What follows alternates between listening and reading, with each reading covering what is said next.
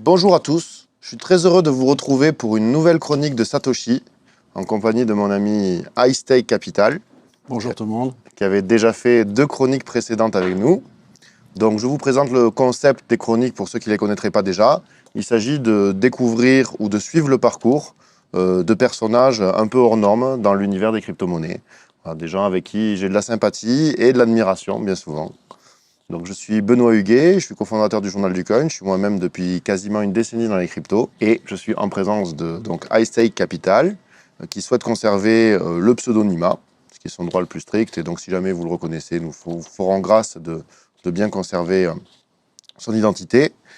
Et je vais te présenter rapidement, ainsi que donc la propriété particulière et assez unique de iStake, c'est qu'il est trader professionnel, et pour des montants importants. Donc au niveau francophone, c'est probablement l'un des premiers, même au niveau mondial, comme en atteste principalement FTX, en fait, dans la catégorie PNL. Là, je suis 20e. Là. Ouais, mais c'est pas mal, mais tu as été premier, mais on y reviendra justement. Ouais.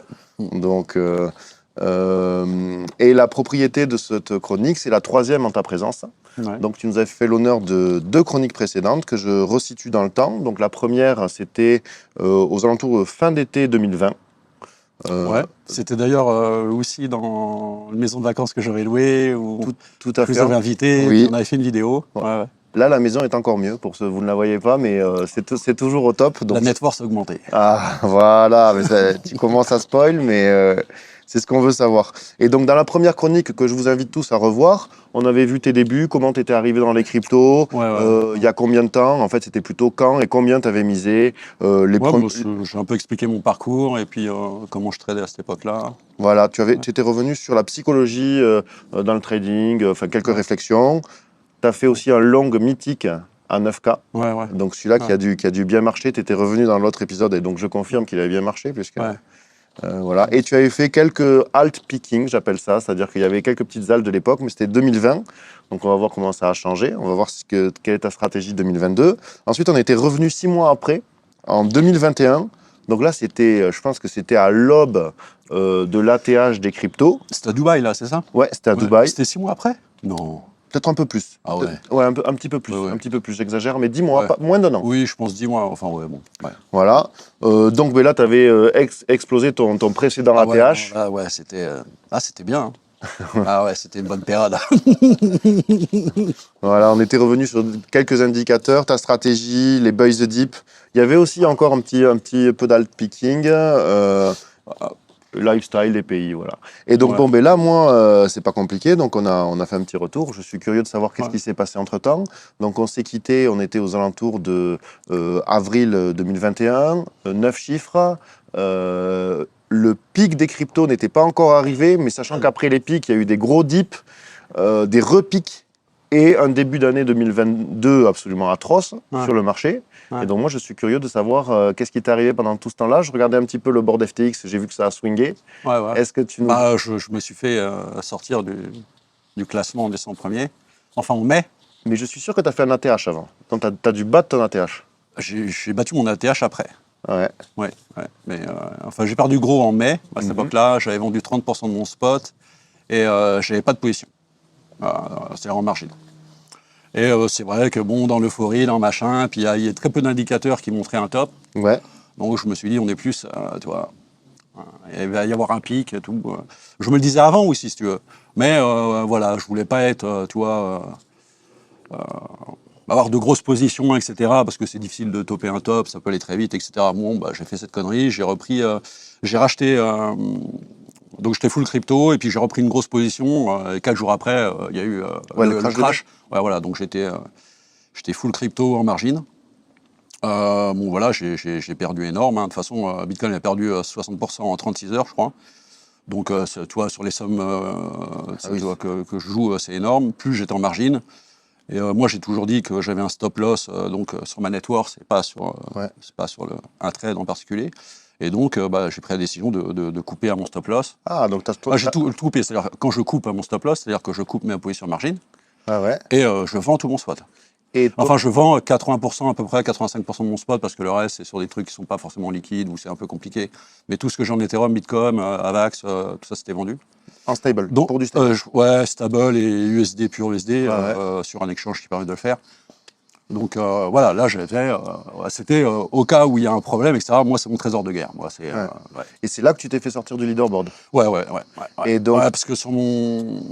et par Enfin, mon rapport à ta margin, bankroll, et si on se focalise sur ta bankroll FTX, donc ouais. elle Bah, est- ma bankroll FTX, j'ai pas le souvenir exactement, mais c'est pas là que je me suis fait détruire. C'est ok. sur le long que je suis parti en guerre, là, que j'avais Rajdon. Ça, c'est après. Ouais. Ah, Ah ça, ok. ouais.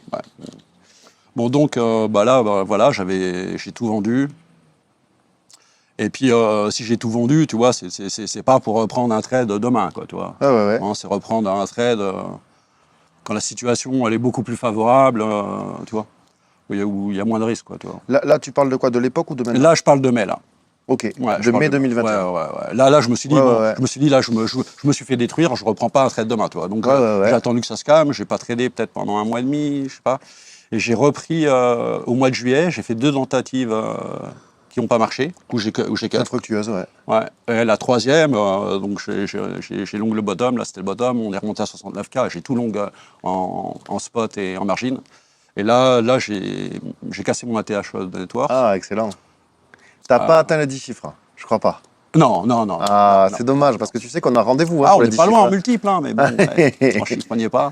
Bon. Par contre, je suis pas revenu premier Ouais. T'es remonté à sur le quelle PNL. position?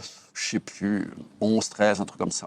Ok. Donc, t'as fait premier, t'es sorti du top 100. Ouais, avec un trade, je suis revenu à 11, 13. Un trade de combien, ça se dit ça ou pas? Ouais, c'était 9 chiffres. Hein. Ouais. Ah ouais, un trade de 9 chiffres. Mhm. Ok, donc bon, voilà. Ouais. Et là, Sur- tu reviens top 11, quasiment Ouais, top 10. Allez, je t'accorde je le crois top que 10. j'étais 13, mais Ouais, bon. peu importe. Mm. Et là, t'es où? Et t'es pas ressorti après Je suis ressorti, ouais. Voilà. Donc là, tu topes, tu arrives, je veux dire... Après, ce qu'il faut voir, c'est que le leaderboard, le PNL, c'est que sur le margin, quoi. Tu vois. oui, non, mais Ouais, bien sûr, c'est il que peut y sur avoir le des whales en spot, il Ouais, peut y ouais, avoir ouais, d'autres ouais. trucs, mais Et donc, oui, je me suis fait ressortir. Bah, en fait, après, quand il y a eu mon 69K, quand on a commencé à descendre, ça fait le début de l'année, là. Début 2022. oui, quoi. 2022, Bon, voilà, 2022, là où des enfers. c'était pas du tout bullish. Non. Et en fait, les gens pensent, parce que j'ai long, les gens pensent que j'étais bullish sur l'année, alors que je l'étais pas, en fait. Ouais. Je l'étais pas, mais moi, mon truc, c'est perso de passer en USD et de long des dips, de jouer des rebonds, Ouais, etc. ouais. Tu vois, et de toper des bottoms. Mais c'est mon jeu, c'est comme Oui. ça que je trade. Mais donc, je ne l'étais pas forcément. Le truc, c'est que je me suis retrouvé dans un trade et j'avais Rajdon, mais tu vois, ça a duré, je ne vais pas dire de bêtises, peut-être un mois et demi, peut-être. Enfin, un mois, je ne sais plus. Entre 47K, quand on a touché 31, ça n'a pas fait comme ça, il y a eu plein. Ouais, bien sûr. Bon, bah, tu vois, moi, Et t'as retapé... j'ai un verrage jaune. Quoi? Et t'as retapé ton bottom psychologique ou pas? Ah non, là, c'était Ah. pas du tout la même chose. Ok. Ah non, puis là, j'ai pas cut. Ah, ok, J'étais ok. au-dessus de mon stop loss sur ma net Mhm. worth. Non, j'ai pas cut, mais j'étais pas loin. Mais par contre, j'étais pas loin. Si je perdais tout mon compte FTX, j'y étais, quoi. Je l'ai posté, ça, de toute façon, tu vois. Sur ton compte Twitter, Ouais. que je m'invite à... les En gens fait, à le voir. truc, c'est que mon compte FTX, je le joue beaucoup plus agressif que mon autre compte. Enfin, j'ai 2 Ouais. comptes de trading. J'ai un compte où je joue conservatif et que en spot. Ok. Et il y a un compte FTX où bon, j'étais très aggro, tu vois. Parce que même quand on est passé de 47K à 31K, donc là que j'avais Rajdon tout le long, franchement, alors que mon autre, c'est une mauvaise décision parce que sur mon compte conservatif, tu vois, j'étais Ouais. passé en USD Ouais. et sur FTX, alors Ouais. que je suis en margin. Ouais. Donc quand je opère avec mon margin, Et oui, tu vois, descend aussi. mon prix de liquidation il augmente et là j'étais resté en spot, tu vois. Ouais. Et en fait j'ai dû le couper vraiment presque à la fin, à la worst, tu vois. Ouais. J'étais obligé pour survivre, quoi. Ouais, bien sûr. Parce qu'il suffisait que dans la nuit, tu vois, il y a encore un crash de 10%. Je pense que je me serais fait complètement exploser mon compte FTX. Donc je suis passé en spot à ce moment-là, ce qui était, tu vois, j'aurais dû le faire avant, mais c'est comme ça. Mais en attendant, Ouais. j'ai survécu, tu vois. Je suis quand même average de 47 à 31K, pas en explosant, quoi, tu vois. Ouais. Je te dis, il fallait faire. Mais ça, Et voilà. Et en fait, le truc, c'est que ce trade-là, il a été positif. Parce que moi, j'ai un verrage d'homme et ensuite, je suis sorti à 44 cas de souvenirs. Après un mois et demi de galère et de souffrance. Je ne sais plus si c'est un mois et demi, mais ça n'a pas duré une semaine, quoi, tu vois. C'était peut-être 3, là, je ne peux pas le dire, franchement. Et tu as quand même réussi à te sortir de ce mauvais pas en positif, histoire d'avoir... Attends, c'est justement ça, il y a très peu de personnes qui peuvent comprendre ça, mais c'est un trade positif sur le PNL, mais c'est un trade négatif, en fait. Parce que, ok, tu vois, sur mon PNL, il était positif. Okay. Mais le problème, c'est que le spot que j'ai revendu, moi, tu vois, bah, j'ai pas pu le racheter, quoi. C'est-à-dire que la plus-value, quand c'est remonté, tu vois, de 31 à 41K, bah, moi, j'avais pas de spot. Et oui, donc, en fait, en fait, j'ai perdu sur le spot. Ouais. Donc, c'est quand même un trade négatif. Mais sur le PNL, j'ai gagné. Bon, mais Mais par rapport à ta façon de raisonner, qui est par rapport à toute ta network, c'était négatif. Mais tu as quand même réussi. Ce trade-là, oui. Mais tu as quand même réussi à t'en sortir. Ouais. Et ensuite à chercher des positions plus. Plus non, bah après, je l'ai revendu. Enfin, je repars. Je revendu tout à 44K. Après, j'ai long des dips et c'est ce que j'ai dit sur Twitter il n'y a pas longtemps. Ouais. Après, sur toute l'année, j'ai qu'un seul trade négatif, quoi. PNL, quoi. Ouais, ok. J'ai un seul, tu vois. Alors, j'ai pas shorté, tu vois, etc. Attends. C'est difficile de shorter ce marché parce que c'est ce que je dis, tu vois, tous les gens, ils sont biriches, etc. Ils se disent ils ont raison, mais ils sont jamais sur le leaderboard. Donc bon, il y a bien un problème quand même. Oui. Bon, mais c'est comme dit CMS, hein, excuse-moi, voilà, je te coupe, c'est comme dit CMS, tu vois, vous voulez avoir raison, vous voulez gagner de l'argent, tu vois. Oui, normalement. Il y en a, ils veulent plus avoir raison, tu vois, sur Twitter, etc., plutôt que, tu vois, quelle est la meilleure stratégie pour eux, tu vois, en fonction de leur network, en fonction de là où ils sont bons. Tu vois, ils préfèrent avoir raison sur Twitter, quoi. Voilà. Oui, bon, écoute... Amy, il rigole, mais il sait. Et oui, il faut savoir qu'il y a des amis en coulisses qui nous rejoindront certainement à la fin de l'interview. Donc, ok, nouveau ATH, des petits bottoms, des sorties, des gros moves. Tu as essayé de catch le bottom, donc ça, c'est ce que tu disais il n'y a pas longtemps. Tu l'as eu. Et là, en fait, la question que tout le monde se pose et qui va intéresser, donc on est le 21 août. Je pense que Ethereum est autour de 1600. Comment t'es positionné actuellement? Et pourquoi, évidemment? Là, il n'y a que quelques jours que je suis repassé. Enfin, il y a quelques jours, un peu plus de quelques jours, parce que moi, j'ai TP 80% de mon spot et le margin entre 1008 et 1009. Ok, bien. Et là, j'ai pas racheté. On était ensemble hier soir, on sont tombés à 1005. Je me posais la question à 1005, mais de toute façon, je ne l'ai pas vu, parce qu'on n'était pas dans les. Tu en vacances aussi. Ouais.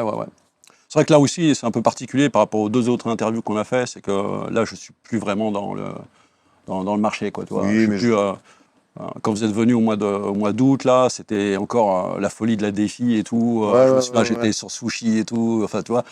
Après, à Dubaï, c'était là où j'avais explosé, mais on était encore en plein bull market, il y avait les munitions. Là, j'ai un peu décroché sur le marché. Et de toute façon, il faut, par moment, parce qu'on trade quand même sur un marché, tu vois, c'est ouvert 24 sur 24, 320 jours par an. Tu vois, il faut un peu décrocher, quoi. Puis, il y a eu pas beaucoup d'émotions, hein, tu vois, quand même, cette année. J'ai fait des grosses variances, tout ça. Donc là, c'est vrai que ces derniers jours, je ne suis pas trop, d'ailleurs, je ne tweete plus trop. Voilà, donc en fait, bon, pour répondre à ta question, j'ai déjà répondu, hein, mais je suis majoritairement... j'ai toujours un petit truc, parce que j'aime pas trop couper...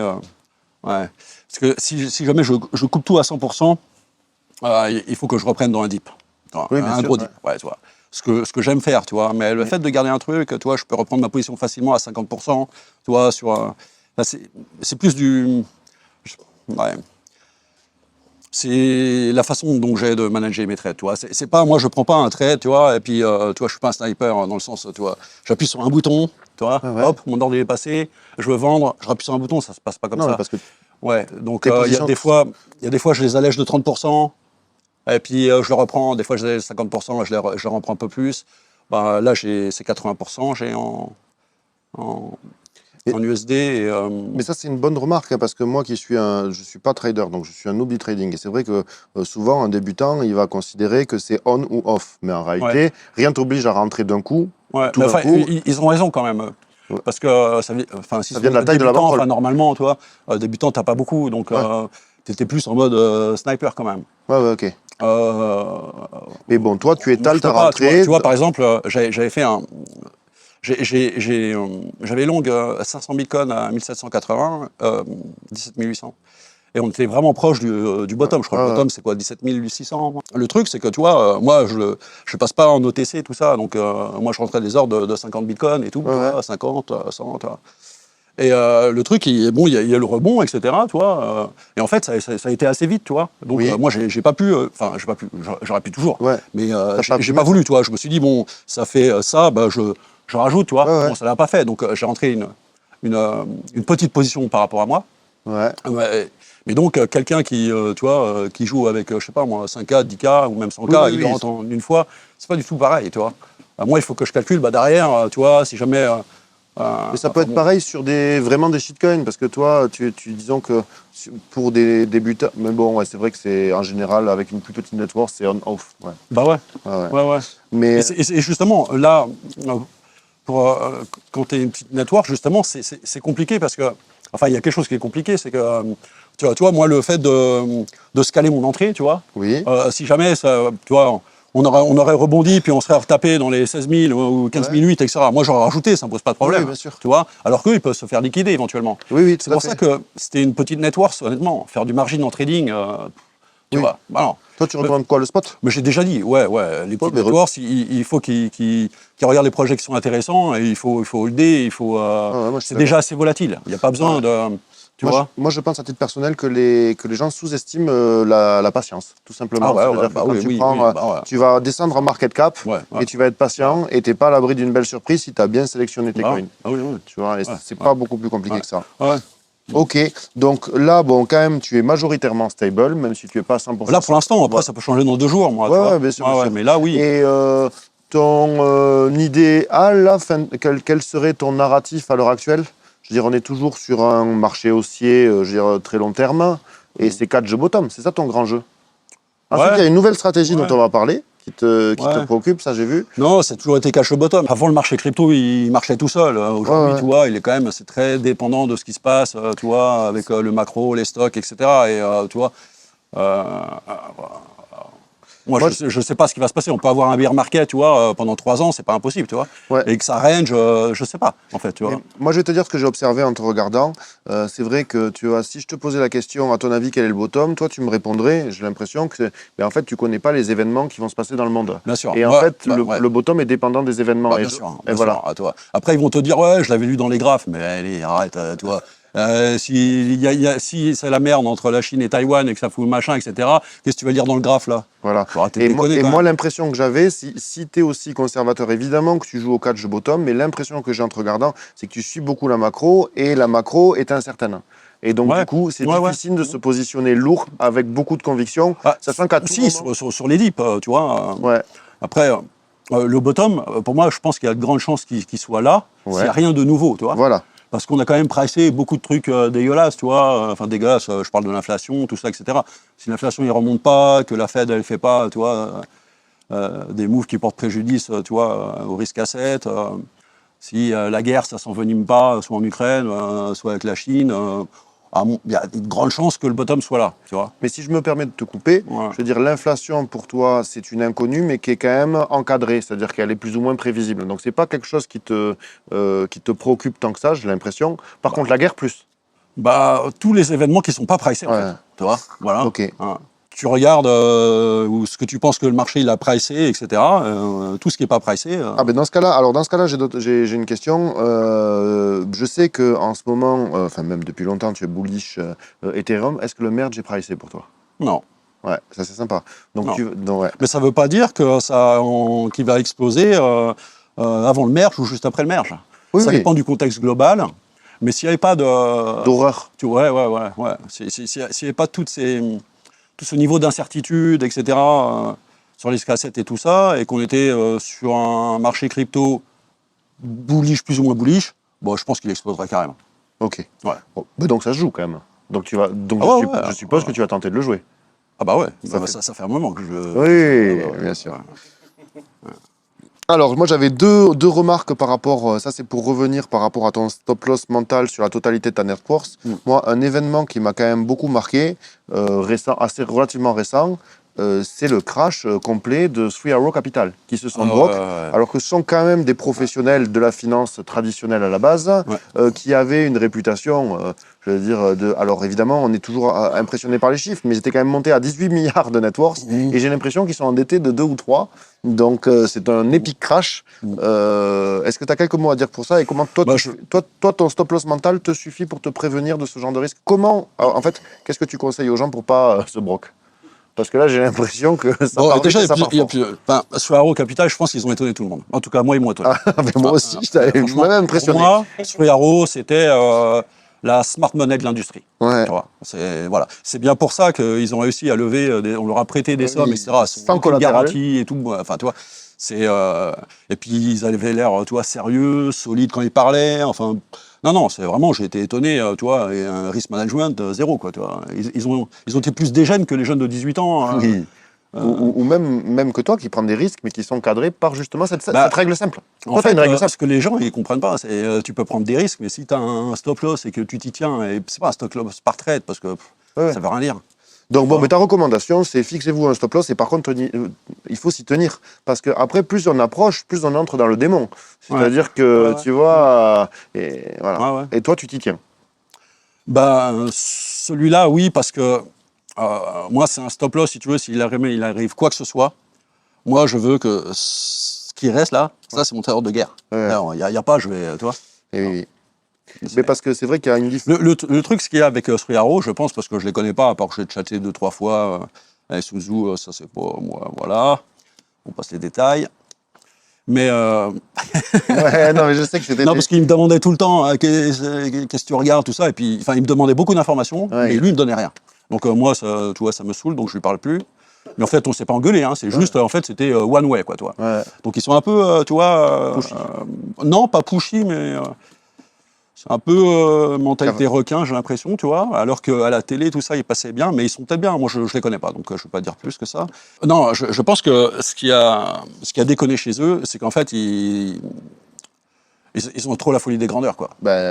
C'est mégalomaniaque, puissance 100 000, avec l'histoire, le bateau, etc., qui est montré. Et je pense que... je dis pas que je l'ai pas un peu, mais si j'étais comme ça... en fait, tous les gens comme ça, ils partent en sucette, quoi, tu vois. Et moi, tu vois, je suis arrivé à un stade où je me dis, tu vois... J'ai pas envie d'être... je sais pas, eux, ils devaient se voir comme le Warren Buffett de ce siècle, ou je sais pas quoi, tu vois, moi...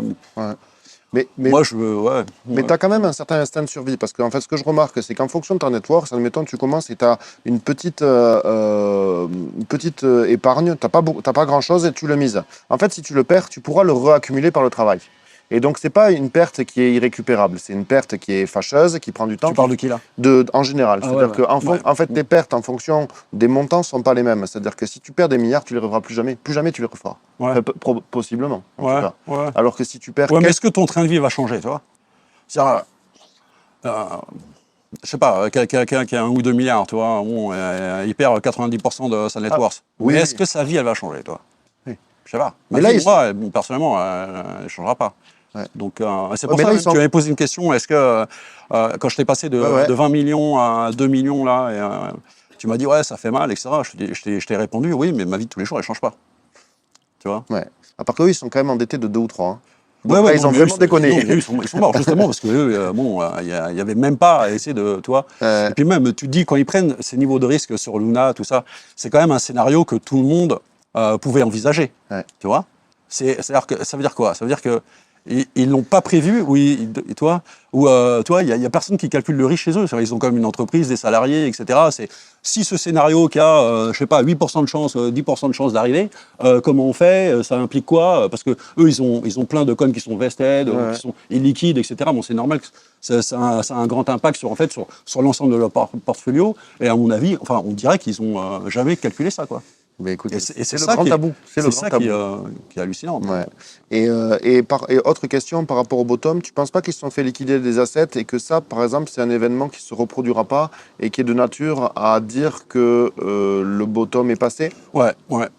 Oui, c'est un gros point aussi, c'est que tous les vendeurs forcés... là, ils sont quand même fait décoller. Ouais, je pense, enfin, majoritairement, on va dire. Tu vois. Ouais, c'est sûr. Ouais. Ok, alors là, c'est la petite nouveauté maintenant 2022, donc qui est le fruit de nos discussions. Donc, tu as évidemment ta stratégie sur Ether qui consiste à en accumuler. Donc, tu attends des timings, tu regardes la macro, de ce que j'observe, et tu te positionnes, je veux dire, en réfléchissant à ta net worth globale. Donc, ça reste assez similaire aux nos précédentes interviews. Est-ce que tu fais la même stratégie déjà avec Bitcoin ou pas? Ou est-ce que tu es full Ether ou Bitcoin fait partie? Non, bon, ça fait un moment que mon spot, il est, j'ai pas de Bitcoin. Ok, donc là, Ouais. donc ton héros, c'est Ether. En spot, ouais, Ether, j'ai eu une petite période où, avant, c'était Ether Solana, Ouais. c'était Ether Avax, et là, en ce moment, quand j'ai racheté tout ça, c'était full Ether. Ok. Et Et, là, par contre, quand je rentre en margine, je rentre tout le temps Bitcoin et Ethereum. Ok. C'est aussi, ça, ouais, j'ai tout le temps. Je les rentre en même temps, de toute façon. Ok. Portable, portable, tu vois, top, j'appuie. Pip, pop, pop. et ce qui est marrant, c'est aussi que tu traites des sommes folles avec le téléphone. Donc ça, j'aime beaucoup. Ah ouais, non, C'est- moi, la dernière fois, enfin, c'est pas la dernière, l'avant-dernière fois, j'avais closé 9 chiffres et tout. Je l'ai fait, j'étais à l'hôtel, je devais check-out, j'étais en retard de 4 heures à l'hôtel. Tu vois, il était style 15, Ouais, mais 16 heures et tout. Là. Bon, je sais pas T'avais quoi, des choses- j'avais des trucs, je devais T'avais des partir choses à faire. à l'aéroport et tout. Et, dans l'ascenseur, tu vois, hop, c'est le perp, tu vois, et tout ça, dans le taxi, c'est le perp. Ouais. Et tu suis encore quel est ton prix principal? C'est parce qu'à l'époque, tu regardais le prix de Bitcoin et tu te positionnais en conséquence sur Ether. C'est toujours Bitcoin qui lead? Ouais, c'est vrai que j'ai tendance à faire ça. Est-ce que ça change là? Bah, là, on a vu, mais ça date de quoi? Ça fait quelques semaines que c'est vrai que c'est plus Ethereum qui a poussé le marché, Ouais. plus que Bitcoin. Donc oui, ça peut changer, mais j'ai encore cette tendance. Enfin, Ok. je regarde les deux, quoi. Ok. Je regarde les deux. Ouais. Ok. Et alors, tout le monde parle du flippening. Enfin, tout le monde. Disons que c'est un sujet qui revient à la mode. Le flippening étant, je veux dire, le passage de Ethereum en market cap devant Bitcoin. Donc, premier sur CoinMarketCap, c'est le flippening, une des définitions classiques. Et toi, tu me parles du double flippening. Tu dis qu'il y a un des trucs qui t'intéresse. Donc, décris-moi ça un peu. En fait, il y a de ça quelques années, on parlait, tu vois, du flippening. Après, bien sûr, quand Bitcoin a explosé, donc l'an dernier, Il est revenu dans la danse. voilà, c'était tout le monde est Bitcoin, flippening, tu vois, ça n'arrivera pas, etc. Bon, donc moi, je l'ai joué à ce moment-là. Ça, tu continues d'en être persuadé. Moi, j'ai passé mes Bitcoins en Ethereum à 0,004. Donc, maintenant, c'est 0,07. Les Bitcoin Ethereum. Oui, bien sûr. Donc, moi, ce que j'avais dit à cette époque-là, c'est quand le flipping, parce que je ne savais pas si ça allait flipper, je ne le sais toujours pas, hein. Ouais. Mais Quelle est ta ce que je conviction? m'étais dit, c'est voilà, s'il va s'en rapprocher avec le merge, Ouais. et à ce moment-là, tout le monde en parlera, et à ce moment-là, j'évaluerai est-ce que je repasse en Bitcoin ou non. Ouais. Donc là, je n'ai pas l'intention de repasser, on n'y est pas encore. Hein. Ouais. En gros, c'est quand il passe 0,1, quoi. Que là, tout le Alors, monde, tu ne nous disais pas 0,16 l'autre le jour? flipping, c'est 0,116, je crois. Ok. 116. Et donc voilà, quand il va approcher les 0,1 où il va le casser, ça va faire flipper plein de monde. Donc là, il y aura peut-être. Ça dépend où est-ce qu'on est, ça dépend de la situation globale, etc. Ça dépend, je sais pas, ça dépend de tellement de choses en fait. Peut-être que je repasserai une partie, peut-être pas, je sais pas. Mais à l'heure actuelle, en mais l'état en de tes fait, connaissances maintenant, tu es plutôt. là, je suis plus prêt à le garder en fait là. Ok. Ouais, Donc, je plus. pense. Ouais. Ouais. Mais après, j'aurai toujours une grosse position en margine. Si jamais j'ai pas de Bitcoin, j'ai toujours une grosse position en Bitcoin. J'aime pas du tout. Tu vois. Mais ça, c'est Ouais. pour oui, c'est pour le beau geste. Écoute. Ah non, non, Ouais. non, c'est que non. Toi, bon, il y a des gens, toi, ils jouent le flipping depuis un moment, ils sont full spot Ethereum et ils Ouais. sont full, tu vois, en leverage sur Ethereum, quoi, toi. C'est-à-dire, pour eux, Ok. dans leur tête, c'est comme ils short Bitcoin, quoi, tu vois. Ok. Bon, moi non, moi, j'aime pas me retrouver sans Bitcoin, pour être T'es honnête, quand même tu vois. bullish. Je suis à la base, T'es- tu vois, moi, c'est quelque chose qui me gêne. Donc, si j'en ai pas en spot, j'ai toujours une position en margine. Tu es quand même bullish Bitcoin, mais tu es plus bullish Ether. Ouais. Voilà. Ok. Et Et donc, donc, ça, c'est classique. Voilà. Mais donc, maintenant, tu vois que on parle un peu plus du flipping et puis que maintenant, tout le monde sait que c'est vraiment possible, quoi. Si Bitcoin il vient en deux, je trouve que ce qui est intéressant d'essayer de réfléchir et de taper, c'est quel est le coin qui potentiellement va reflipper Bitcoin derrière, toi. C'est-à-dire qu'il arrive troisième, tu vois. C'est Bitcoin. Là, ça serait le max pen pour les maxi, mais il le mérite. Donc, Et ça, c'est pas pricé. Ça, c'est beaucoup moins. ah non, cher. non, Voilà. ça. Et donc, ça, c'est intéressant. Bah oui, En ça c'est termes- intéressant en- parce que si tu le tapes aujourd'hui, Tu vois, si tu chopes le number 3, qui deviendra numéro 2. Qui deviendra le numéro 2. 2. Ouais. Oui, si tu chopes le coin qui deviendra le numéro 2. Numéro 2. Il y aura... Oui, d'accord, et que Bitcoin soit en 3. Ouais. Bah oui, c'est le play moyen, long terme à jouer, je trouve. Et pour moi. Et c'est vrai que je n'ai pas trop de candidats. Tu vois, bon, Avax, j'y crois moyen. Je pense qu'il va bien se développer. Ah, merci. Oui, non, je pense qu'il va bien se développer. Aussi. Sinon, je coupe au montage, tu le sais. Ouais. non, ce que tu veux. Je plaisante. Et donc, oui, j'ai pas trop de... Voilà. Il y a Starkware. Bon, Starkware, mais on ne sait pas ce que ça donne, mais je pense que Star Wars, ça peut être un bon challenger. Ok. Ça va pas se faire en 2 mois. Mais de toute façon, je pense que je vais jouer Starkware quand il va sortir. Ok. Donc, tu irais jouer le numéro 3 dans des coins pas forcément encore existants. Bah, c'est que j'en vois pas, si. Moi, j'aimerais bien. Dis-moi. Moi, j'aime bien Avalanche, mais j'en sais rien. Avalanche, Cosmos. Mais je sais pas, après, détrôner, tu vois, quand même. Il faut quand même. Il faut du costaud. C'est pas, tu vois. C'est pas évident. C'est pour ça que c'est un play compliqué. Il faudrait vraiment qu'il y ait. Bon, enfin, en tout cas, ça me plaît. Alors, bon, dans les autres questions que j'avais, on les a pas forcément fait dans l'ordre, mais tu y as répondu. Donc, c'est ton champion, c'est est-ce que le merge est pricé? Voilà. Est-ce que tu aurais des objectifs? Bon, tu vas me dire toujours pareil. Ça dépend de l'évolution de la situation économique. Objectif de prix sur Ether? Moi, je peux pas. Après, tu vois, un Ether à 8000, ça me ferait plaisir. Voilà, tu vois. Ouais, ok. Un Ether à 8000, ça ferait plaisir. Bon, dans le contexte actuel, je trouve que c'est un peu difficile, mais c'est possible. Et puis, te donner une date, franchement, je sais pas, moi. Et, ok, à l'époque, tu avais quand même quelques alts en folio. Là, j'ai l'impression que tu as quand même resserré ton folio autour de Het et de ce numéro 3. Bah, ça fait longtemps, en fait. Hein. Depuis l'été de la défi, justement, où tu étais venu chez moi et tout, moi, j'avais joué, tu vois, sur AVE, j'avais pas mal de connes, quand même. J'en avais pas 100 000, mais... Ça a bien marché, d'ailleurs. Voilà, j'avais joué. Mais après tu avais joué c'est après quand ma network, elle a grossi, si tu veux. J'avais 2 stratégies. C'est soit, toi, de faire des bêtes concentrées, avoir un portefeuille concentré, et s'il y a un problème, je peux sortir, tu vois. Parce que moi, j'aime bien que ce soit liquide. Ou alors avoir plein de coins, etc. Et, tu vois, c'est un peu le problème de Tetranote, quoi, tu vois. Lui... il en a tellement, tu diras? Ouais, il en a tellement. C'est sur des coins qui ne sont pas forcément liquides, c'est vested, etc. Là, sa network, il s'est fait détruire.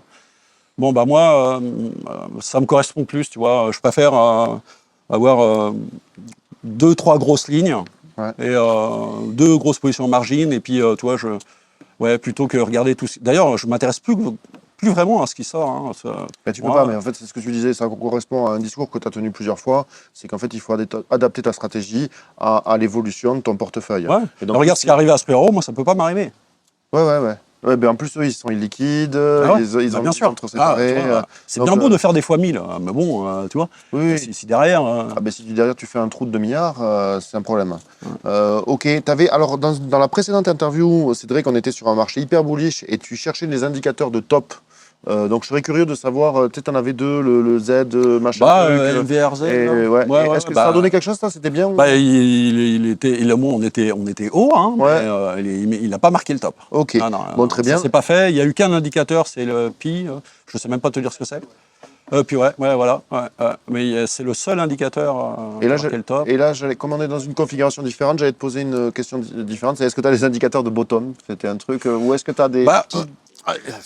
Le bottom, c'est simple. Pour prendre les bottoms, les gros dips avec liquidation, tu vois, cascade de liquidation, tu les prends, tu vois. Et puis, si quelques jours après ou 2 semaines après, etc., tu penses que c'était pas le bottom, bah, tu prends ton bénéfice, tu TP. Et si tu penses qu'il y a encore trop de risques, etc., ou machin, etc., bah, non, c'est le contraire. Si jamais tu penses que le bottom, il était là, bah, tu le gardes. Mais tu peux pas le savoir sur le moment. Tu peux pas. C'est contextuel. Tu peux le savoir qu'après. Oui, ben, forcément. Donc, si tu le sais qu'après, tu vas long les gros dips, où il y a quand il y a eu quand ça a dippé, tu vois, au bottom, tu vois, avec Spriaro, avec et tout ça, bah, c'est sûr que tu pouvais te dire, il y a une possibilité que ce soit le bottom. Mais tu peux le savoir qu'après. Oui, Donc, bien sûr. donc c'est simple de catcher les bottoms. Ok, et alors moi, il y a une autre discussion que j'avais trouvée sympa, c'était ta vision moyen-long terme. Donc, sachant que moi, parfois, j'ai des crises de foi. Je parle pas de l'organe, hein, mais de la conviction. Et les deux, en fait, m'arrivent. Mais où je me dis que, je sais pas, tu vois, est-ce que les cryptos vont gagner? Est-ce que la réglementation va pas finalement tordre le cou aux cryptos? Est-ce que ce marché qui était voué à devenir énorme, que j'aime, hein, pour moi, il y a plus de liberté, ça permet, c'est un outil d'émancipation, mais quand je vois la volonté totalitaire des États et quand je vois leur force de frappe, euh, les lockdowns, les choses comme ça, je me dis que tiens, s'ils mettaient toute leur volonté de contrôle sur les cryptos, peut-être que ça pourrait amoindrir le marché. Et toi, j'ai remarqué que tu avais une vision plus positive. Donc, enfin, est-ce que tu ne... Ah bon? Mais tu m'avais pas dit que les cryptos avaient gagné, selon toi? Ou... Bah, non, les cryptos ont gagné par rapport à, tu vois, à 2013. Hein, tu vois, en Ouais, ouais. 2013, on ne savait pas quelle était la réponse tu vois, Mais je voulais un des message. États, on ne savait pas si ça allait être déclaré illégal ou comment est-ce qu'ils auraient essayé de lutter contre ça dès le départ, etc. Alors qu'ils ont plutôt, tu vois, ils l'ont plutôt bien accepté. Tu vois, enfin, je sais pas. Mais je voulais un message Moi, d'espoir, là. je m'attendais à une réaction pas aussi crypto-friendly de la part des États, pour être honnête. Ah ouais, ouais, Je parle ok. de 2013. Donc en ça, pour moi, on a gagné. Ouais. Tu vois. Et même par les Maintenant, acteurs, tu disais. Par les acteurs qui sont entrés. Les gros Ouais, bah oui, institutionnels. BlackRock. Bien Tu vois, sûr. on disait, ouais, quand Wall Street sera là, Ouais. on aura gagné et tout. Ils vont, bah, ça y est, ils sont là. Hein. Ouais. Ok, donc toi, tu vois un marché aussi aller de plus en plus haut. Bah, Pas en je peux ligne pas droite, savoir, pas en moi. ligne droite, mais Ouais, bah oui, mais non, ton sentiment à l'heure actuelle. Tu avais fait une définition qui était pas mal, tu disais le trading, qu'est-ce que c'est? Je veux dire, c'est prendre des décisions dans un environnement incertain et stressant, je crois, ou quelque chose comme ça. c'est prendre des décisions avec des informations incomplètes Ouais, dans un environnement stressant. Ouais. voilà. Et donc, tu nourris des convictions qui peuvent changer en fonction des Bah, informations. bien sûr, non, mais pour moi, c'est bullish. Hein, il y a toujours plein de trucs qui se construisent, etc. Tu vois, les NFT, tu vois, ça apporte beaucoup de choses aux cryptos, tu vois, ça fait rentrer beaucoup de retail dans les Ouais, c'est cryptos. vrai. Euh, voilà. Après, le contexte, on est quand même dans un contexte, tu vois, global qui est quand même assez risqué. Ouais, Beaucoup d'incertitudes. Les risques assets, ils n'aiment pas les incertitudes. non. Les Donc, cryptos sont des je risques pense assets. qu'il faut être. Mais voilà, tout ça, ça peut s'éclaircir en 2-3 mois. Moi, je ne sais pas. Hein. Ouais. T'as collectionné des NFT un peu comme un... Pas du tout. Ah ouais, ok. Non, non, non, non, non, non, non, non. C'est dommage. Moi, ce que j'aime, c'est que ce soit liquide. Ah, ok, ok. Quand c'est à moi, c'est à moi. Ouais. Ok, Non, je ben, rigole. t'es un trader, mais c'est bravo. Les amis, est-ce que vous voulez vous joindre à nous? Est-ce que chacun, vous me feriez vos petites stratégies respectives? Adli, je commence par toi, tu es à ma droite. Comment ça? Moi, ce que je préfère, c'est le côté investissement depuis longtemps. Oui, Donc, moi, ce que j'aime jouer, c'est les multiples, mais c'est aussi fonction de la net worth. C'est-à-dire oui. que je suis dans une range où c'est, à mon sens, plus intéressant de prendre des positions qui prendront peut-être un peu plus de temps, mais dont les multiples seront plus conséquents. Donne des noms. Donne des noms. Qu'est-ce que tu Non, mais as par dans ton exemple, viseur en ce c'est moment? vrai que moi, je trouve ça hyper intéressant là, que maintenant les protocoles fassent vraiment des revenus. Ah, le Je suis beaucoup real. là-dessus. Parce qu'il y a. Ah, moi aussi, je suis fan en fait, de ça. Je pense que les cryptos vont se financiariser de plus en plus, y compris dans l'évaluation du prix. Et le fait d'avoir des PE ratios, etc., c'est hyper intéressant parce que par exemple. PE, c'est price to earning, donc Ouais, c'est il y a un bon article de Eyes sur le sujet.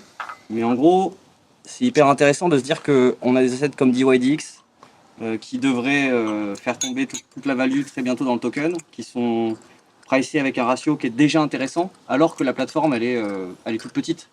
Donc s'il y a de la grosse, et on peut se dire que l'environnement va avoir de la grosse, après il faut choisir les bons chevaux, s'il y a de la grosse, il y aura forcément du rendement assez costaud sur le prix. Voilà, il y a ce côté-là. Après, je m'intéresse beaucoup aussi au marché, toutes les options qui arrivent, tous les produits exotiques qui commencent à arriver. Je pense qu'on va pouvoir outils de couverture. hedger finalement les positions. Et en position d'investisseur, c'est idéal parce que par exemple, si tu as des ZET qui font un rendement de, admettons, 7%, 6%, si ta prime elle te coûte moins de 6 à 7%, finalement tu peux te hedger à quasi 100% gratuitement. Ouais, toi, c'était les drawdowns que tu voulais hedger, je crois. Oui, parce que comme ça, tu sécurises automatiquement tes gains. Il n'y a plus de catch bottom ou quoi que ce soit. Ça, Moi, c'est moins accessible, mais je pense que vraiment, les produits structurés, etc., ça va changer énormément de choses dans les cryptos. Et comme les cryptos sont des assets à rendement, c'est quand même super intéressant. On peut facilement faire du rendement sur chaque crypto de manière passive, soit via le staking, soit via des stratégies dans la DeFi. il y a ce côté intéressant de pouvoir couvrir sa prime. Et je pense vraiment que pouvoir garder l'exposition. Et tu as des exemples de produits comme ça même avec des options normales, ou après tu peux le faire avec des perps en fait que tu je sais pas m'en servir de de manière ça. spécifique. Là, le problème c'est qu'il y a beaucoup de volatilité dans les cryptos, et pour pricer les options, c'est la volatilité c'est un des main facteurs. Donc c'est très cher pour l'instant. Couvrir un Bitcoin, c'est 20% de prime. Ok. Mais par contre, sachant qu'il ne produit pas de rendement. Non, mais c'est vrai qu'à 20%, si tu arrives à faire 20% en fait en face sur ton Bitcoin, sur du neutral, là tu couvres ta prime, mais ce qui est pas forcément évident. Donc c'est chercher justement ces équilibres entre le yield que génère le coin et le coût de la prime. Il va y avoir de plus en plus de protocoles d'options et de liquidité sur les marchés d'options qui vont permettre justement d'avoir des stratégies de couverture, je pense, assez diversifiées. Même si toi, t'en as des stratégies de couverture optimales me semblent en perte. Non, c'est clairement. Après, ça dépend ce que tu vises, tu vois. Là, il y a une école avec un gros directionnel. Si tu veux un peu justement garder l'aspect directionnel tout en n'ayant pas finalement, parce que toi ta aspect c'est de catch un peu justement les bottoms, etc. Ouais. Si t'as pas envie de t'emmerder avec ça, réussir à avoir un asset qui est couvert, c'est le meilleur moyen, parce que tu gardes l'upside mais tu te limites tes drawdowns. Bon, après tu payes de la prime, il faut réussir à faire mieux que ta prime. Ouais. Ok, ça, c'est les perspectives. Morgan, toi t'as des Tiens, on parle d'adoption mainstream, etc. Ouais, non. Ouais, non, moi je pense que tout réside dans l'UI et l'UX en fait. Pour l'instant, c'est dégueulasse. Genre les cryptos, tu vois, nous on a commencé avec Bitcoin. Les NFT, c'est beaucoup plus retail friendly, voilà. Bah, c'est peut-être pour ça qu'on arrive à catcher. Ouais, parce qu'on commence à avoir des interfaces correctes. On a à peine tapé le trillion avec les cryptos. Ouais, peut-être deux. C'est pas grand chose. C'est pas grand chose. Donc, Et c'est pas liquide. Pour l'instant, en fait, le marché est illiquide. C'est-à-dire, c'est pas du tout un asset liquide, la crypto. Stakes Capital, quand ils cherchent la liquidité avec Bitcoin et Ether, c'est parce qu'en fait, c'est un marché très jeune, très immature, très peu liquide, extrêmement volatile. le Bitcoin et Ether le sont. La leçon de liquidité, Ça commence très à peine important. à être liquide, à peine. Donc là-dessus, ouais, je serais méga bullish. C'est-à-dire que je pense qu'on va taper un ordre de grandeur comme l'or minimum. Le marché potentiel, en fait, Ouais, c'est au moins le market cap de l'or. C'est au moins le market Par cap de l'or. contre, ça sera fait de haut et de bas, je veux dire, avec les réglementations, ce genre de choses. Moi, je pense que le principal danger reste la réglementation. C'est pas les ordinateurs quantiques, c'est les États. Et pour moi, l'histoire le prouve. C'est-à-dire que et là, on est dans un contexte effectivement où on sent que voilà, les événements s'accélèrent. Et donc, voilà, c'est pas très bon pour les risk of assets. Mais ouais, je suis un peu inquiet par rapport aux États. Ouais. Bon, moi, je préférais ton mot sur le marché potentiel qui a quand même de la réserve. Ouais, moi j'ai l'impression que j'ai appris un peu de mes conneries pendant le bull. Moi j'étais dans l'euphorie. En vrai, j'ai gagné pas mal d'argent à ce moment-là quand même. C'était des grosses sommes. Je sais pas. Et puis moi j'ai un biais. Tu vois, on a tous des biais. Je trouve que c'est bien de savoir un peu les biais qu'on a. Moi, le biais que j'ai, c'est que je suis un méga optimiste. Je suis toujours optimiste. Donc je pense toujours que ça va monter. Je pense toujours que ça va. Et en fait, mon biais fait que, à mon avis, je suis pas forcément très bon quand c'est le méga bull au sommet. Puisque je suis toujours bullish. Ouais, ça va encore monter plus haut. On va tout niquer. La crypto everywhere, tu vois.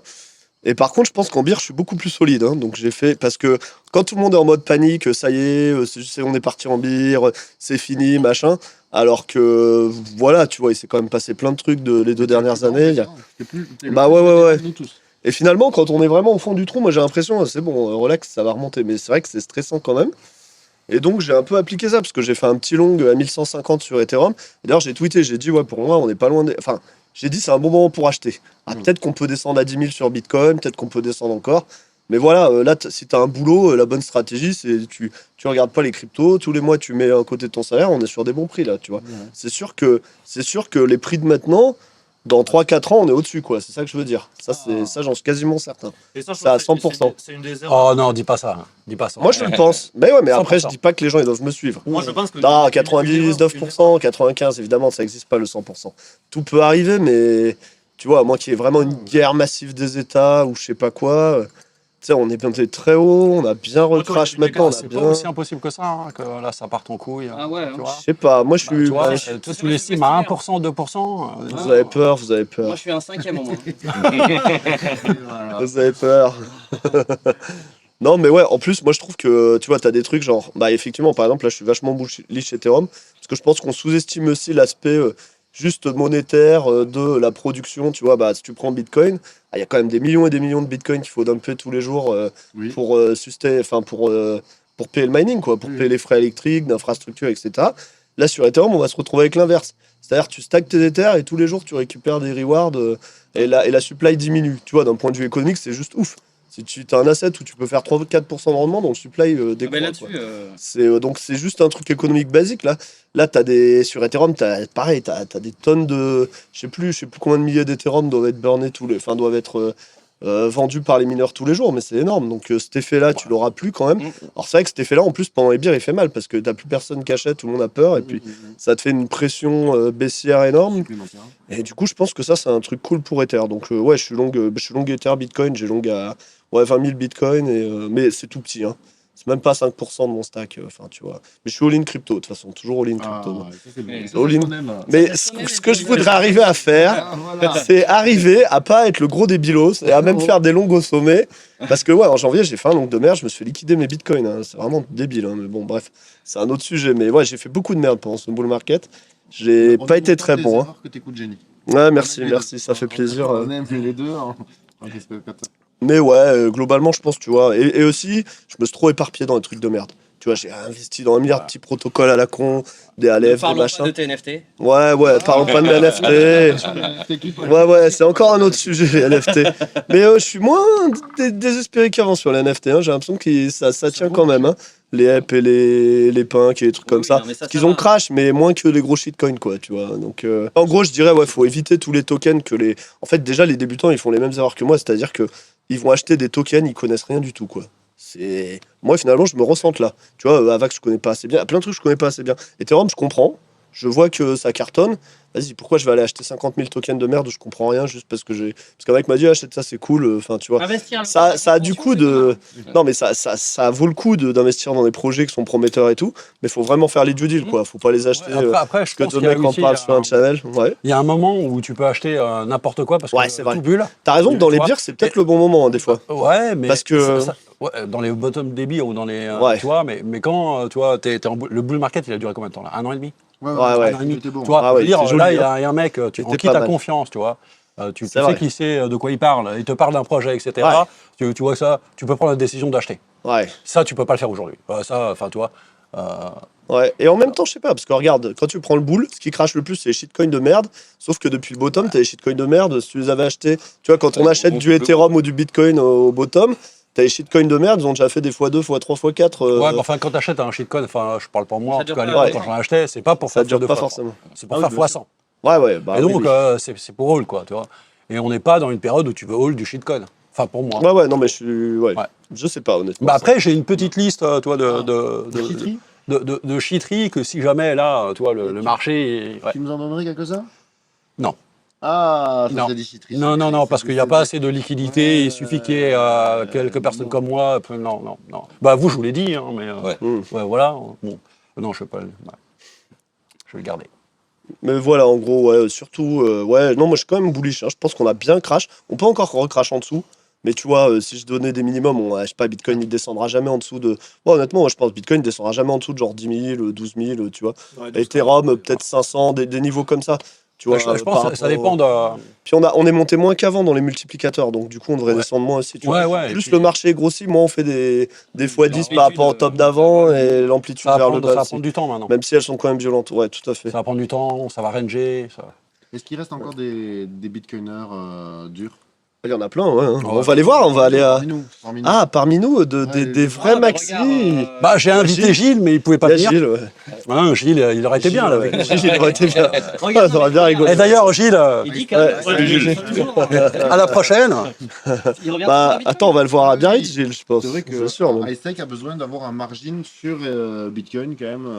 Ah bah, Ah, je suis un Bitcoin, bitcoineur. ça- Et malgré Toi, tout, puis en même. décentralisation, Mais parce c'est que con, mais Ether sera quand même plus sensible à un risque quelconque de censure ou de quoi que ce soit. Si les banques elles rentrent toutes comme des gros diligènes dans le staking, enfin, t'as plus de risques à mon sens sur d'une saisie Ah bah, quelconque Bah, Ether. t'as ou plus de quoi risques que sur ce soit. Ethereum que sur. Sur Bien tout, sûr, ouais. hein, mais t'as plus de reward aussi. Ouais, donc c'est- non, clairement. Non, mais je parle en termes de parce qu'il demandait encore s'il y a des bitcoins purs. Et je pense que Ah. on a quand même tous la conscience que Bitcoin reste Là, l'asset. je pense qu'à partir le du plus- moment où tu as Ouais, mais justement, tu vois, à partir du moment où il va se faire tu flipper, restes maximaliste. s'il se refait flipper, Même si honnêtement, tu vois, tu es ouvert. il peut perdre un peu sa proposition de valeur. Ah, je tu trouve. penses Ouais, dans les cryptos, parce que Ouais. tu vois, c'est plus vraiment une réserve de valeur dans les cryptos aujourd'hui. C'est Ethereum qui est une réserve de valeur dans les cryptos. Les gens, ils achètent, ils vendent des NFT, le prix, il est en Ethereum. C'est price. Tu vois, c'est pas son Ethereum, ils gardent leurs Ethereum. Non, mais ça, c'est plus le rôle étalon. Je pense que l'étalon ou les réserves de valeur, c'est pas forcément le même rôle. Ouais. Mais si, mais j'avais, pour rejoindre quelque chose, enfin, sur les volumes on-chain d'utilisation, je crois que Ether a fait Il est bien devant. Ah, mais oui. Ah ouais. 3 Bitcoin. Tu as 3 fois plus de volume on-chain sur Ether que sur Bitcoin. Mais bon, alors C'est parce que t'as d'aujourd'hui. plus de cas d'usage. C'est plus difficile parce que c'est pas que des échanges de monnaie sur Ethereum, c'est des contrats, c'est du gaz, donc on peut pas compter en termes de transactions. Plus de volume que l'or, tu vois. Oui. Ouais. Enfin, c'est pas impossible, honnêtement. Donc je pense que son rôle d'or numérique, quand même, il demeure. Enfin, je pense que Ether va plus être un bond du numérique. C'est-à-dire que vu que il y a le staking, etc., et que le staking dépendra finalement de l'utilisation du network, de à quel point les gens stake ou pas, c'est un peu un espèce de bond universel du cyberespace. Et puis il y aura sûrement énormément de banques ou autres qui shorteront en face finalement ce qu'ils auront en staking pour juste avoir le yield et le rendement. Donc il y aura vraiment cet aspect, je pense, bond qui représente l'usage du cyberespace. Parce que finalement, l'utilisation des dApps va pouvoir faire augmenter le rendement de manière potentiellement conséquente pour le network. Est-ce que tu veux Avec retenter, le burn, en est-ce que plus. tu veux retenter un pronostic? Alors, Moi, je dis pour faudrait le rappeler, un bon le édition. pronostic précédent pour ceux qui ne le connaissent pas. C'était sur du 6 octobre. Mais, tu sais, je pense qu'il y a des gens, tu vois, ils veulent rentrer dans les cryptos, ils ne veulent pas se prendre la tête, tu vois, ils travaillent, ils ne veulent pas étudier le truc, etc. Ils investissent juste dans le premier. Et puis parce que Bitcoin, c'est une brand qui, tu vois, c'est une brand maintenant, tu vois. Non, puis ça reste la base, hein, ça reste le boss. On a beau Mais dire, s'il se fait flipper, y a tu pas vois, de- il perd quand même un certain attrait, tu vois. Ces gens-là, ils vont pas forcément mettre sur, tu vois. Ethereum peut avoir une couverture, tu vois. Mais j'ai l'impression quand même que les BlackRock, etc., ils sont plus Bitcoin quand même. Bah, c'est normal hein, encore. Bah, justement, ils débutent dans les cryptos. Tu hein, vois. c'est des- Non, mais parce qu'après, c'est justement. après, on a fait- moi j'ai une... Ils investissent dans le premier. Ah ouais. Ça laisse plus de C'est une potentiel à la question hausse de sur taille. Ethereum si justement ils y sont pas. Ah oui, non, mais ça oui. Non, il y a le potentiel à la hausse et il y a le fait de est-ce que Bitcoin va rester un asset Bitcoin, c'est le plus prévisible. En fait, on a beaucoup parlé d'une chose qui est le prix, mais pour moi, quand on parle de monnaie, parce que quand même, c'est la volonté de Bitcoin, c'est d'être une monnaie. Et en fait, la propriété la plus importante d'une monnaie, c'est de connaître sa quantité en circulation actuelle et future. Bah, Ethereum, ça diminuera avec la grosse. Donc T'as le droit de pas être d'accord. On connaît pas. Hein. Ouais, T'as la quantité de Bitcoin? Bien sûr que si. Non, sur mais sur t'as- Bitcoin. Oui, je parle- Enfin, je sais pas, dans l'histoire, on a utilisé des tonnes de monnaie, tu sais jamais combien Bah oui. exactement il y avait d'or. Et c'est bien pour ça. C'est bien pour ça. C'est-à-dire que. Quand on étale, oui, mais je veux dire, Ethereum, on sait combien on a, tu vois. Oui. C'est pas, il y en a plein de millions. Ouais, mais à Ah, partir oui, du- c'est pas à partir trop, du c'est moment- très important de à savoir part- exactement. Ah non, mais il parle de l'émission. Ouais, de Ah oui, c'est l'émission monétaire. Mais à partir du moment où tu as changé plein de fois l'émission monétaire d'Ether, qu'est-ce qui te dit que tu ne la changeras pas une fois de plus? C'est un petit peu comme les traités. Ça Les a traités. toujours été changé pour le bien de Ethereum. Oui, je suis Donc, d'accord. En fait, voilà. Tout le monde s'y opposerait d'ailleurs. Si d'un coup les gens ils disent Bah ouais. on va faire 10% d'Ethereum en plus, qu'on va adhérer Bah, bien à sûr. la fondation, Bien sûr. Donc, tout le monde va dire non, allez vous faire foutre. Hein. Mm. Et ça, c'est un des débats d'ailleurs dans Bitcoin. Hein. Est-ce qu'un jour il y aura de. De l'inflation. Ouais. Parce que le marché de fees, c'est un vrai problème. Ouais, moi je suis d'accord. ah oui, les fils. Ah, les fils, oui, c'est vrai, on n'en parle pas assez de C'est ça. un vrai mais, problème. Moi, je suis d'accord. C'est la seule inconnue Bitcoin. Pas tant Oui, que ça va. Les rewards de blocs, elles sont grosses, quand même. Ça va. Ça y a le temps. Oui. Non, mais Dans 3 mais c'est- halvings, honnêtement, t'es aux c'est- alentours de 1 Bitcoin. Ça peut se pricer avant. C'est 10 ans. Un Bitcoin, ça Ah reste ouais, correct bien quand même, quoi, tu vois. Ça reste quand même correct un Bitcoin, c'est pareil. Oui, mais comme tout est pricé avant, Ouais, mais enfin Voilà, bon. ouais, si jamais le problème commence à vraiment arriver. Déjà, si on prenait le pire cas, genre il n'y a plus assez, et vraiment il y a une attaque, bah ça fera juste limite comme un hack de plus sur un exchange, les gens vont forquer, peut-être on mettra une inflation à ce moment-là, tu vois. Ça serait la moche. Post, Ça serait quand moche, elle mais c'est pas pire disparaît, qu'un Tegok, c'est pas pire que tout. Mais j'ai pas pu développer mon idée sur la quantité. En fait, sur la quantité, il y a quelqu'un qui l'a très bien résumé. C'est Yves Chouefati. Non, mais je tiens à le dire. Hein. Parce que quelle est la propriété de l'or? C'est d'être rare. Quelle est la propriété de Bitcoin? C'est d'être fini. Et en fait, c'est quand même c'est l'étape d'après, tu vois. Et finalement, quand quelqu'un émet de la monnaie, il ne fait que diluer le capital des autres. Tout à fait. Et mais donc, le staking, et donc, c'est de la et donc, il n'y a dilution pas perpétuelle, hein. beaucoup, en fait, même dans les cryptos, de cryptos qui ont une courbe d'émission aussi propre, aussi établie, aussi connue et aussi pure que Bitcoin. Ouais, mais Et ça, justement, c'est une propriété qui est tout sauf. fini et machin. Tu peux me dire qu'Ethereum c'est l'étape suivante, c'est décroissant et avec rendement. quoi. C'est dynamique, mais c'est quand même plus complexe. C'est-à-dire c'est alors très après, tu as la C'est théorie très du rasoir d'Occam de Yves Chouefati, c'est-à-dire que c'est la proposition de valeur la plus simple qui l'emporte. Et à ce titre-là, Bitcoin, il a une proposition qui est quand même simple, qui est 21 millions de Bitcoin. Et en fait, souvent, je trouve qu'on sous-estime la puissance de ce concept tout simple. Ah bah, non, je pense pas qu'entre nous. Entre nous, non. Entre nous, non. Ah Mais oui, oui, en d'accord. général, tu vois, les gens ils te disent oui, bon, mais la monnaie, ok, ça serait, tu vois, mais les autres usages, quels sont-ils? Mais la monnaie, c'est l'usage ultime. Pour moi, c'est le cas d'usage. Le stockage de valeur surtout, parce que la monnaie, Oui, oui, on voit oui. bien que Bitcoin, ce qui fait sa force, c'est pas le fait qu'on l'utilise comme monnaie, Mais c'est c'est- vraiment le fait qu'on stocke notre capital dedans, quoi. C'est Ouais, la vraie pierre, ce qui c'est fait- la pierre des. Ouais, mais la non, pierre, mais c'est c'est liquide. Il disait, il y a que la pierre qui est solide. Ouais, mais la pierre est pas liquide. C'est bien un peu de la pierre. Ouais, elle est plus liquide que la pierre. Bah, c'est une pierre 2.0. C'est de la pierre en fusion. C'est de la pierre en c'est fusion. Ok. Bon, ben on se retrouve. Donc, nous, on a rendez-vous avec le 10 figure, hein. C'est-à-dire que c'est les 10 chiffres. Hein. Ça, Ah, ce rendez-vous est toujours là. Bah, il va falloir un bull market hein, quand même. Ouais. Il va falloir vous le marquer. Et- Quoique. De toute façon, C'est chaud en bière. quand même. aurons-nous un, Oui. un- Bah, tu sais, si on range, tu vois, si on range 20, 40, 20, 45 Ouais. pendant 2 ans. C'est quand même plus dur qu'un gros boule à la con. Ah oui, oui, bah oui. Oui. Ouais, mais Ed peut s'énerver. Hein. Ok. Ouais, S'énerver. oui, mais. 8K, c'est une target. Ouais, raisonnable, 10K sans bull market. Non, t'as dit 8K tout à l'heure. je Oui, crois. mais. Il faut Ouais. un bull market quand même. Ouais. Sans C'est boule, compliqué quand même. Hein. C'est-à-dire x2 l'ATH, Ouais, alors oui, oui. alors qu'il y a toute cette incertitude et Mais ces moi, risques. Il y a méga incertitude crois pas trop, sur mais- l'hiver, je suis d'accord, mais je pense qu'on peut avoir un retournement l'hiver. Moi, je pense que ça dépendra vraiment de la politique monétaire pour moi. Toi, Ouais, t'es ouais. pas trop de cette école, mais pour moi, c'est vraiment la. Ah bah si, ça va si, être je suis d'accord le avec ça. printing, quoi. Enfin, Ah si, je suis d'accord avec ça. Ah si, bien sûr. mais si ça Si, print, ça peut repartir très vite. Ouais, On l'a vu avec ouais. Ouais. pendant le Covid, quoi. Le Covid, c'était quand même théoriquement une des pires périodes au monde. Ouais. Et pourtant, quand ça print, ça monte. En même temps, ça a peut-être aidé le Covid pour les cryptos parce que pour le coup, les gens ils étaient devant leur PC. Donc Ouais, il y a t'es beaucoup devant de gens ton qui ont appris les PC, cryptos pendant le tu Covid. regardes Ouais, des trucs ouais, sur j'en ai vu YouTube, beaucoup, ouais. tu t'intéresses à des nouveaux domaines. Netflix a explosé. Enfin, c'est sûr que c'est pas les salles de boxe qu'on en profitait quoi du Covid. Hein. C'est tu vois On pour voit les ça. cryptos, c'est vrai que c'était pas mal. Allez, on peut faire un combat de boss. Je te lance le challenge officiellement devant tout le monde. La somme que tu veux. Ce qu'on veut, c'est de T'as vu pouvoir mon high danser kick avec T'as vu mon high femme kick Ah moi je suis toujours partant. Hein, je suis toujours partant. Va falloir que je fasse une petite diète. Ah, tu On l'as a trouvé. trouvé le challenge homme-femme qu'on pouvait te proposer contre une femme de 50 kilos, c'est l'équitation. C'est. Ah. 50 kilos. Oui. Bon, mais voilà, c'est un message de fin sulfureux, mais qui sera le nôtre. Je pense qu'on va devoir choper d'autres commentaires. Ben donc, je vous souhaite à tous une belle fin de journée, mes amis. Merci pour l'invitation et à bientôt pour de Bye nouvelles bye. aventures. Ouais. N'oubliez pas de liker Ciao. et de vous abonner.